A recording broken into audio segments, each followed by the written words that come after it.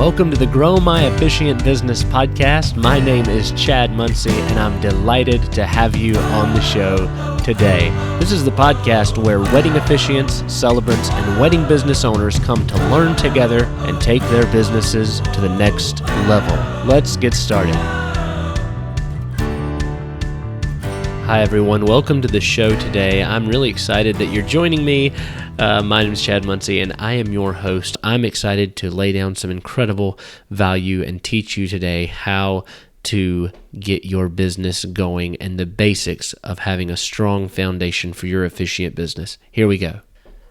Welcome to the podcast today, Grow My Officiant Business. We are excited for this episode because this is one of the first episodes, and today I'm excited to have on the podcast Monica Duncan, and Monica's coming to us from Central U.S. in Texas, and I want to know, before we get started, a little bit more about her. So Monica, welcome to the podcast, and just share with us where you live and a little bit about why you got interested in officiating.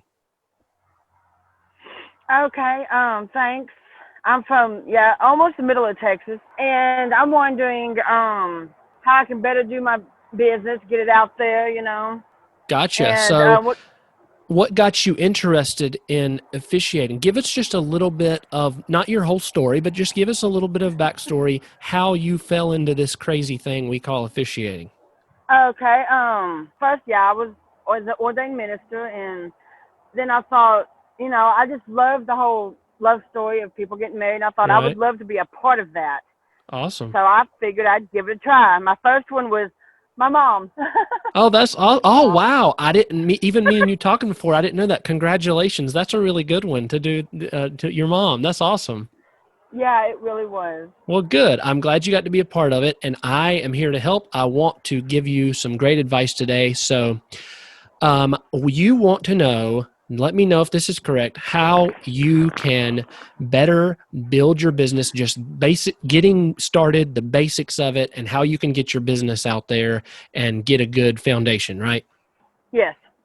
Okay, so there's a lot to cover in a short time, but I'm going to try to condense it and give you the biggest bang for your buck and the most information I can.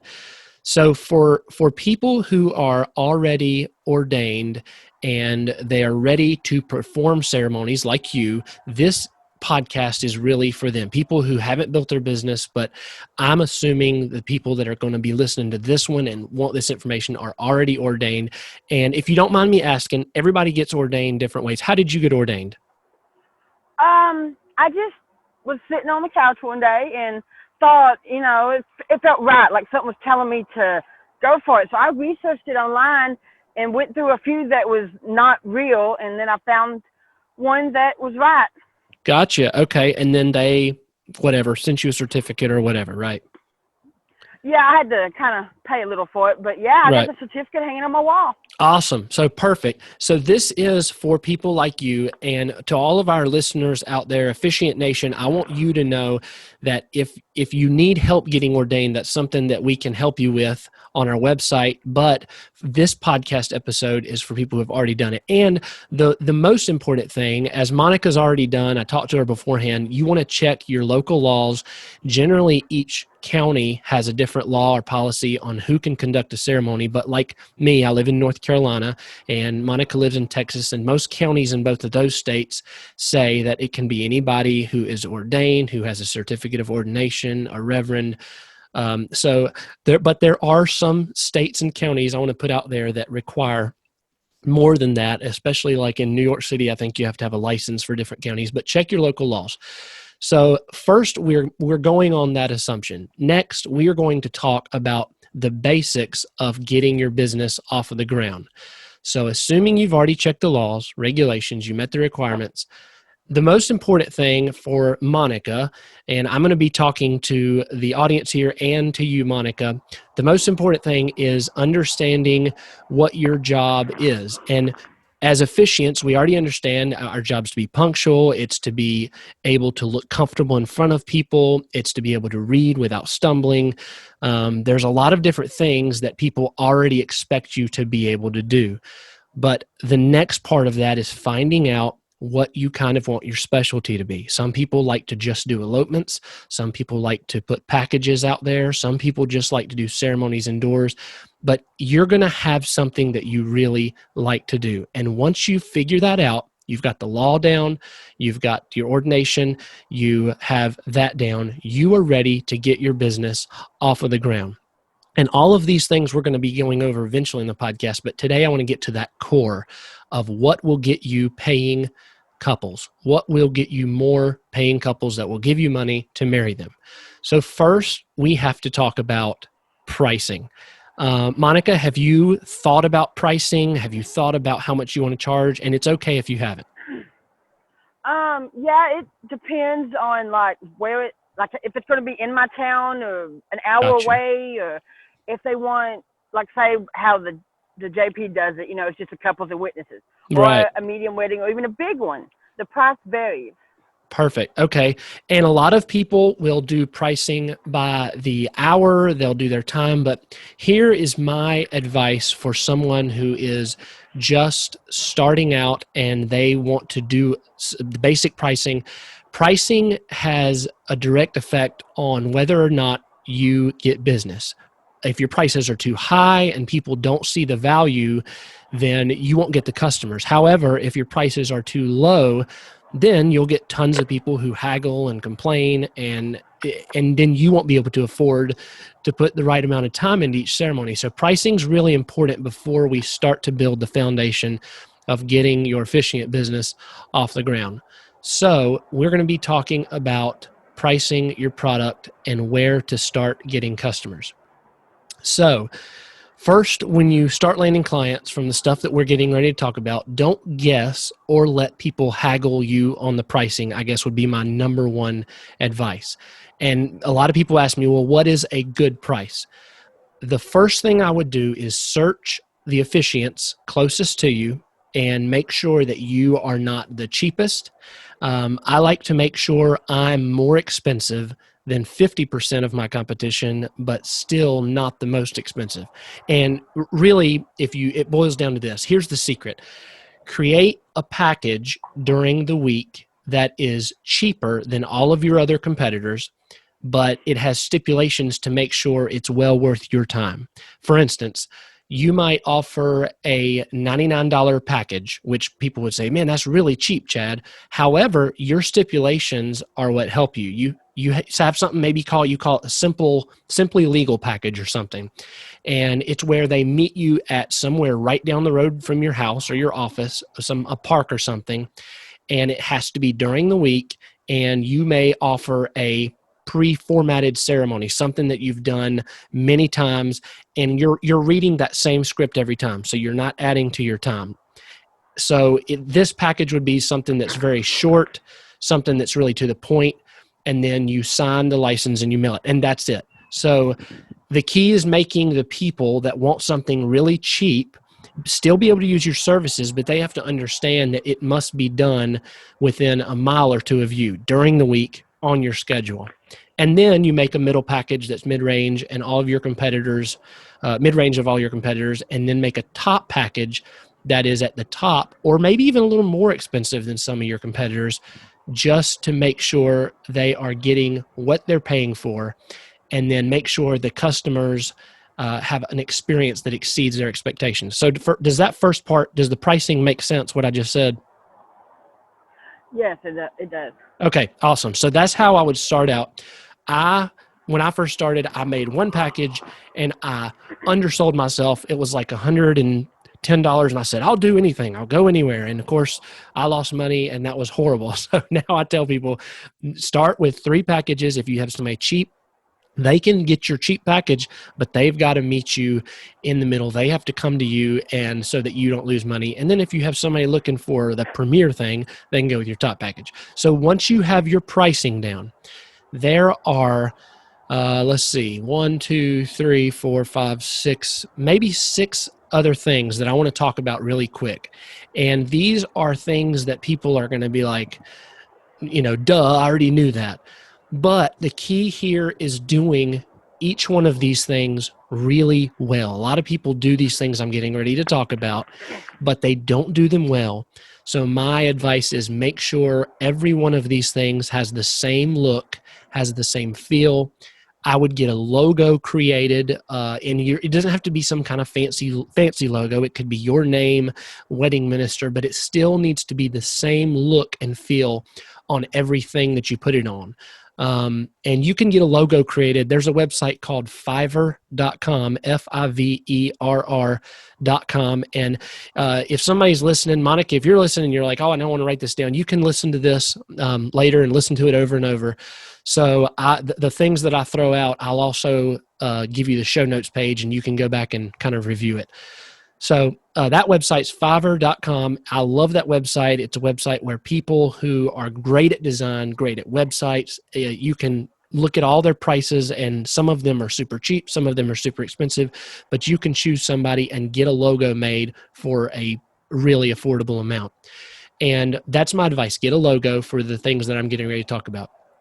It's not really expensive to do that, and it's not expensive to make sure all of this stuff is done right.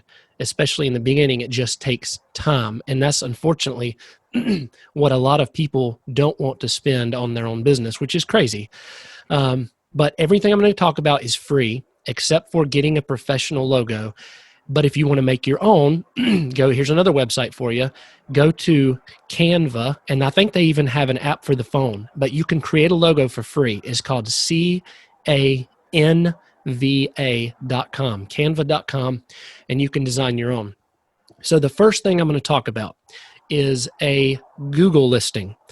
Monica, do you have a Google listing? No. Okay, so I'm going to tell you how to do this. This is free. Your Google listing is going to be how people, when they type in Google, and for everybody's information listening to this episode, Google has over 3.5 billion with a B searches per day. So if you're not on Google somewhere, you are missing out. So this is the first step I would take. Get a Google listing. It's called My Business. You just go on Google, type in Google My Business, and you can sign up right there. And they go through the process. You put all your information in, and Google will say, I want to verify your account. And they will send a postcard to your address, completely free. You have a number on the postcard, you enter it back in, and it verifies. Then you have a Google My Business listing.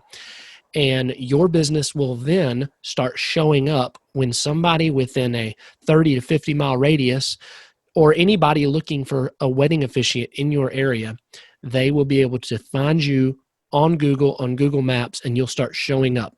And that is also the place where people can leave you reviews. People can search for photos and all kinds of stuff. And then that will link to your other accounts. So first thing, get a Google listing. The next thing, getting your foundation built, is networking. And I know, I'm trying to remember, Monica, if we talked about networking. Have you talked to anybody in your area and let them know that you're doing this? Yes. Awesome. So this is probably the most popular and common thing that people do. And it's common sense. And most wedding officiants, they become a wedding officiant and they're like, I'm going to let everybody know. The key here is being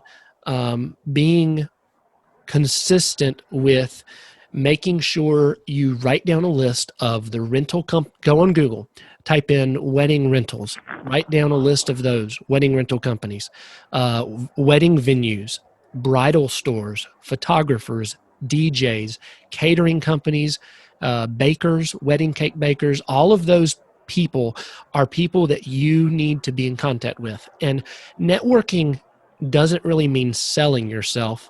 It really means getting to know them and letting them get to know you, build a relationship. And the first thing that I would do is I would introduce myself and ask if you might be able to suggest them to your clients. Everybody, you don't have to sell people. You don't have to sell yourself. You just need to let them understand that you want to help them as well. It needs to be a win-win. So you ask them if you might be able to suggest them to your clients if somebody's looking for a store or dresses or a wedding venue or photographer, and if they might consider doing the same, if they might consider suggesting you to their clients. And I even do this. People have asked me, I've taught a few people in the coaching, and a lot of people are like, Chad, I don't want to approach my competition because, business is war and they're my competition. However, I do this to competition too. I give them a call, I get to know them, I introduce myself, and I let them know that if they are fully booked, let's go out for a coffee so they can get to know me a little bit. And then at some point I say, if you're fully booked sometime, feel free to send somebody my way. Everybody has a unique client that they like to deal with, and they might have somebody that they don't like to deal with. Or in your case, Monica, you might have an officiant who's your competition, but they are a male, and somebody calls and says, hey, I'm looking for a female officiant. And he says, oh, well, that's great. I know Monica. And he sends somebody your way. So that networking will get you the customers that they don't not necessarily want, but might not fit them, and vice versa. Does that make sense? Yeah. Perfect. The next thing is Facebook. This is something you mentioned to me directly. So I want to go over Facebook and what I use it for. And it's funny. My wife's not on Facebook anymore. She uses Instagram a lot, but I don't do a lot of personal stuff on Facebook. Most of the stuff I do is business, and a lot of people don't realize how powerful it is. But Facebook is similar to Google. There's about 1.6 billion users every day on Facebook, and a lot of those people are people looking for a wedding. So you create a business page. You go on Facebook, and there's a few things when you go into your Facebook account. You can go to pages, you can go to groups, but you go to pages and you hit create. You create a business page. And if you don't know how to do this, there's tons of YouTube videos on how to create a business page on Facebook. But you create a business page, which is just like creating your Facebook personal account, except it's a business. You take that logo that you had made or that you made free on Canva, make sure it looks consistent with your website, make sure it looks consistent with your Google listing. The photos are your photos and they're your logo. And then you have this synergy between your Facebook page, your Google listing, your website. You do the Facebook business page, and you make sure that you load that thing up with photos. If you don't have photos because you just got started, I would get some photos of yourself. I would get some get some of your friends to come help you create just a small little elopement ceremony. One of them's the bride, one of them's the groom, and you take pictures. Get some pictures up there so people can get to know you through your Facebook page and your pictures. Then you need to start networking using that Facebook page. And how you do that, you go to Facebook groups. You look in the Facebook groups, which are an incredible way to network with not just businesses, but customers, people who know people who are looking for your services. But you go in groups and you look for groups in your town. Monica, have you ever gone in groups and like went to the yard sale pages and all that? Yes. So that's what I'm talking about here. Not necessarily yard sale pages, but you type in the name of your town, and your town will have some groups. Type in the name of all the towns around you and get in those groups. Make sure you're a member of those groups. And every time you have a picture, or every time that you are excited about doing a wedding, you don't have to sell, but I've got so much business off of sharing pictures. There's a town near me called Emerald Isle, and I do weddings there all the time. And every time I have one, I'll put a picture and say, it was a beautiful day for a wedding at Emerald Isle, or the community of Emerald Isle has been so gracious letting us do weddings, and the people there are so nice. Just something to compliment them. And then people will start talking. And once they start talking, you make sure you respond to comments and to messages, and make sure that if somebody says, how did you do that? Or I love that setup, or that was a pretty whatever, you talk to them, and that will create more networking and opportunities, and people will get your services. So the groups in the towns that you're willing to drive to, those are what I would type in groups, and I would join those groups and comment often on posts that position you as an expert. This is all about making you making Monica be the expert wedding officiant in that area. And the way to do that is put yourself out there, answer questions. And the good thing about Facebook and networking on Facebook is it's not like me sitting here talking where, this is live and that, like, if I mess up something, I mess up something. If you don't know the answer, it is okay to research. If somebody asks you a question about licensing or whatever, do a little research and then answer them back as the expert. You do not. It is perfectly okay to answer people back, even if you don't know the answer, as long as you've researched and made yourself look like the expert. That is the name of the game. Answer questions that officiants would answer. So the last thing that I think that is really important, and a lot of people wait and wait and wait because they say it's too expensive or they are not sure how to do it, is getting a website. And my website generates 90 to 95% of my customers because my website is hooked to it is on my Google listing. It's on my Facebook. I share it in comments, and it's easy to get a website nowadays because you can go to Squarespace, you can go to Wix.com, you can go to Fiverr.com, and you can get a website built. If you don't want to build it yourself, which Wix makes it pretty easy, Wix.com to build it yourself. But if you don't want to build it yourself, go to Fiverr, Fiverr.com, and you can hire somebody. Just say, I need a one-page website with my basic stuff, and you can probably get it up for $150 or maybe $200 or something like that. But you can also do it yourself, just giving yourself the time without any previous knowledge. You can go to Wix.com, and then you go to YouTube and say, how to build a Wix website, and it's not coding, it's none of that. It's just click and grab, drop, and you can get a website up. Get a one-page website with an intro to you. There's a few things that you have to have on there. An intro to yourself. So my name is Monica. This is what I love to do, and here is a little bit about me. And you tell about yourself. The next thing is services and pricing. So you want to have, these are my 3 packages. This is how much they are, and this is what they include. And then contact info. And the contact info doesn't have to be a form. It can just be your phone number to start out with. The rest can come later. The most important thing is to get a website up.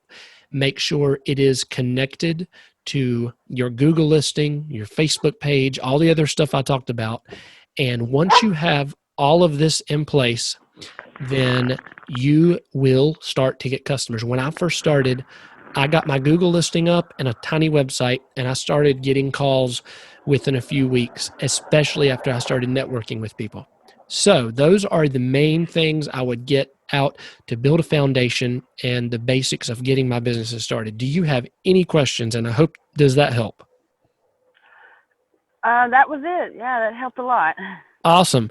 So I am going to put everything that I talked about on what we call our show notes page on our website, and you can go back, you can look at that. Feel free to re-listen to the episode. And if anyone, including you, Monica, has any other questions for me, you can reach me. And you already have my email, but everybody else out there, it is chad@growmyofficiantbusiness.com.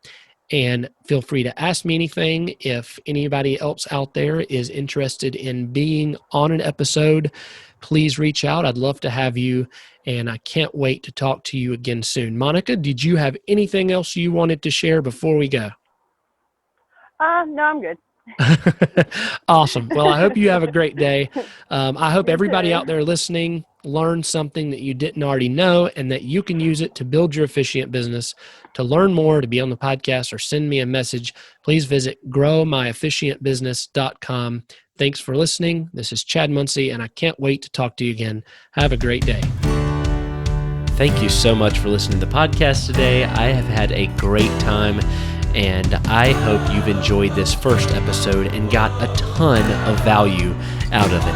Please keep listening, subscribe, rate and review our podcast. We can't wait to bring you the next episode here at growmyofficiantbusiness.com. If you have something that you would like to learn about or a question you'd like to ask me, visit our website. If you want to be on an episode and be an expert, visit our website. Have a great rest of your day, and we'll see you again soon.